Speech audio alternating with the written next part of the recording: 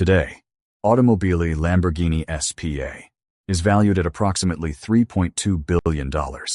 They build some of the most outrageous, technologically advanced, and recognizable supercars on Earth, machines that serve as the defining poster in every 10-year-old's bedroom. But this multi-billion-dollar industrial empire wasn't founded on a lifelong passion for speed. It wasn't built to dominate Le Mans or revolutionize aerodynamics. No.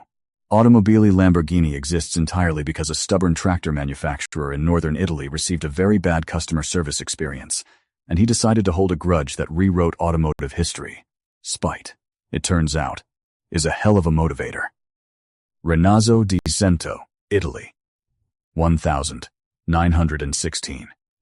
Ferruccio Lamborghini is born into a family of grape farmers.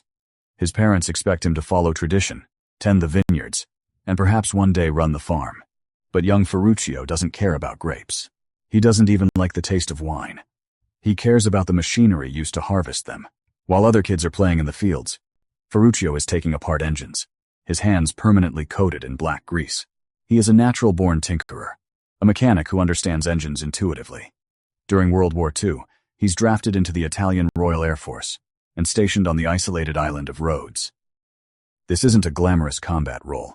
He is an aviation mechanic. He becomes a master of resourcefulness, keeping obsolete aircraft engines running using nothing but salvaged military scrap metal and sheer ingenuity. By the time the war ends, he is legendary for fixing the unfixable. He returns home to a war-torn Italy in desperate need of industrialization. Farmers are struggling to rebuild, but new agricultural machinery is impossibly expensive. Ferruccio looks at the thousands of abandoned military trucks littering the Italian countryside and sees an opportunity.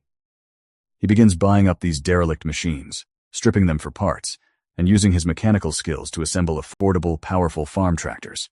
This isn't high engineering. It's brilliant improvisation. He establishes Lamborghini Trattori in 1948, working initially out of a tiny workshop. His tractors are ugly, reliable, and exactly what the Italian agricultural sector needs. Within a few years, Lamborghini Trattori is a massive success. Ferruccio is no longer a grease monkey. He is a wealthy industrialist. His factory expands rapidly, producing hundreds of tractors a year. He is the undisputed tractor king of Italy. He buys a luxury villa, lights expensive cigars, and enjoys the fruits of his labor. And like many wealthy Italians in the 1950s, Ferruccio Lamborghini decides he wants to drive the fastest, most prestigious cars in the world. And in that era, the standard by which all speed was measured was built in Maranello. Ferruccio starts buying Ferraris. He buys an Alfa Romeo. He buys a Maserati, which he finds disappointing. He eventually settles on his ideal, a stunning silver Ferrari 250 GT, costing more than an entire working farm.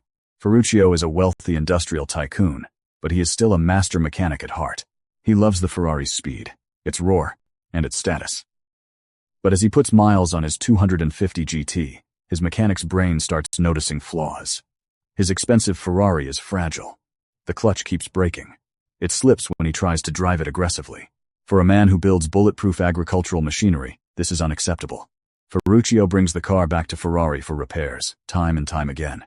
Each visit is a frustrating exercise in paying luxury markups for lackluster service. Exhausted by the constant breakdowns, Ferruccio decides to do what any master mechanic would do. He takes the Ferrari 250 GT apart himself in his personal garage.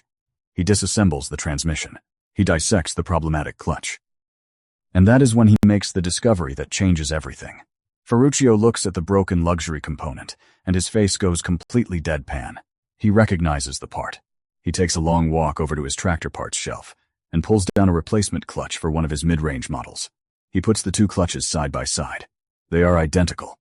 Enzo Ferrari, the legend of motorsport, is selling luxury grand tourers with clutches sourced from standard agricultural suppliers. Ferruccio is paying 10 times the price for parts he already owns in bulk. This realization is insulting. The legendary performance, the racing DNA of Ferrari, is built on common commercial components. Most people would just be annoyed by this. They might demand a refund. Ferruccio Lamborghini is not most people. He gets his tailored navy suit dry cleaned, lights his cigar, and drives his malfunctioning Ferrari 250 GT directly to Maranello. He bypasses the low-level receptionists. He demands a face-to-face meeting with the founder, Commendatore Enzo Ferrari. The meeting is legendary. a defining moment in automotive folklore. We don't have a recording, but we know exactly how it ended. Ferruccio, the tractor king, sits in Enzo Ferrari's imposing office. He slaps the broken commercial clutch onto Enzo's desk. He says, "Your clutches are rubbish.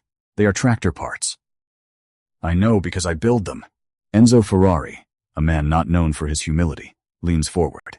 He does not apologize for the markups. He does not offer better customer service.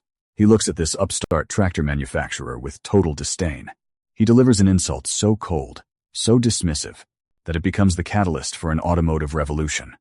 Enzo Ferrari says, "Let me make the cars. You stick to making tractors." Ferruccio Lamborghini doesn't get angry. He doesn't yell. His expression goes cold. He doesn't need to yell.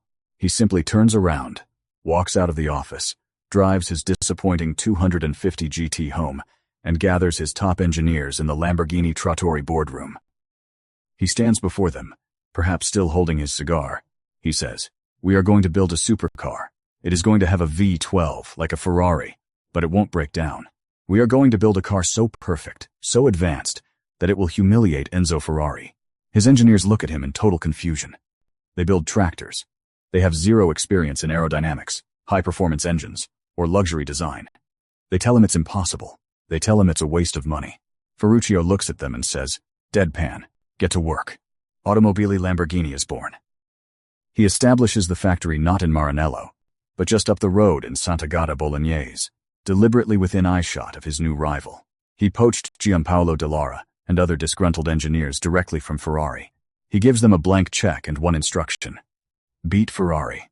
That is the only rule. And with that single-minded focus on revenge, a tractor company from northern Italy set out to destroy the most prestigious automotive legacy in the world. Spite. It built an empire. It rewrote the definition of a supercar. And it all started because a mechanic got tired of paying luxury prices for tractor parts.